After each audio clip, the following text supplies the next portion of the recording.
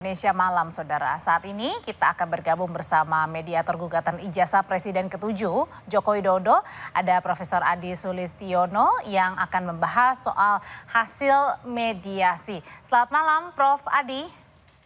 Selamat malam, Mbak Audrey. Ya, Prof. Ya, Adi. halo. Ya, sehat, Prof. Kalau 3 minggu lalu kita ketemu dalam mediasi pertama ya, Prof. Ya, pada saat itu pihak dari terlapor Pak Jokowi tidak hadir. Nah, sekarang ini mediasi yang ketiga ya, Prof. Ya? Ya, benar Mbak Audrey. Ya, Yang ketiga. jadi sejauh ini apa hasilnya, Prof, dengan mediasi ketiga ini?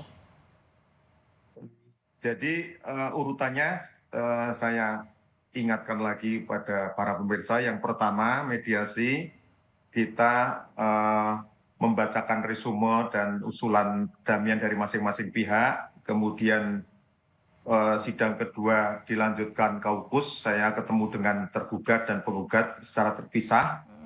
Kemudian yang ketiga, saya menyusun usulan perdamaian.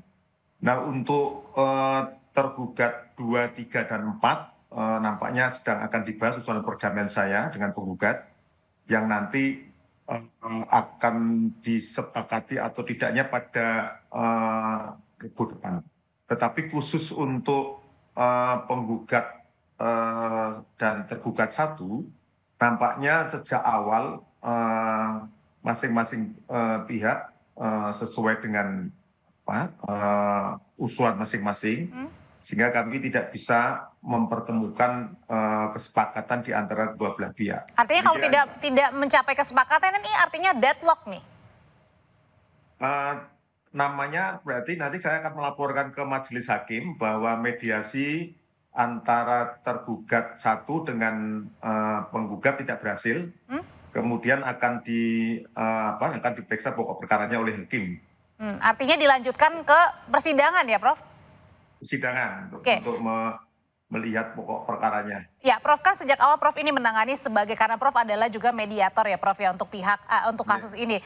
Kalau yang Prof lihat, kenapa sebenarnya akhirnya tidak tercipta untuk pertemuan di antara pihak penggugat dan tergugat? Apa nih masalahnya?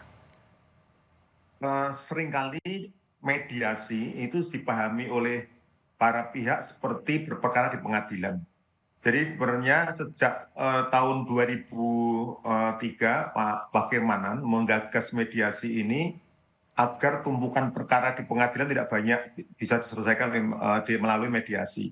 Diharapkan memang para pihak datang sendiri, prinsipal datang sendiri, penggugat dan tergugat datang sendiri tanpa diwakili oleh kuasa hukumnya.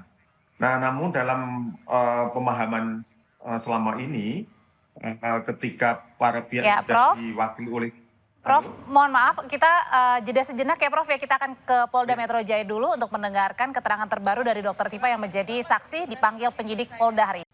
Prof Adi tadi menyambung pertanyaan berikutnya, jadi sebenarnya apa, Prof, ketika dalam mediasi tidak ketemu, akhirnya berlanjut ke sidang, apa sih kira-kira yang Prof lihat dari pihak pelapor dan terlapor ini akhirnya tidak mau bertemu begitu atau tidak mencapai kesepakatan?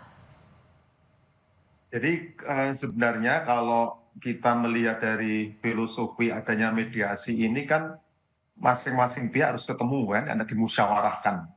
Saya sebenarnya punya keyakinan kalau beliau Pak Jokowi berkenan hadir sendiri, kemudian ada kaukus ngobrol-ngobrol informal begitu dengan mediator dan saya dengan penggugat, itu relatif lebih gampang untuk mempertemukan keinginan para pihak.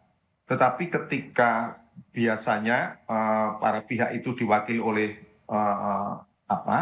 kuasa hukum, nah di sini nampaknya seringkali karena kuasa hukum ketika memberikan keputusan kesepakatan harus telepon dulu, jadi tidak bisa langsung.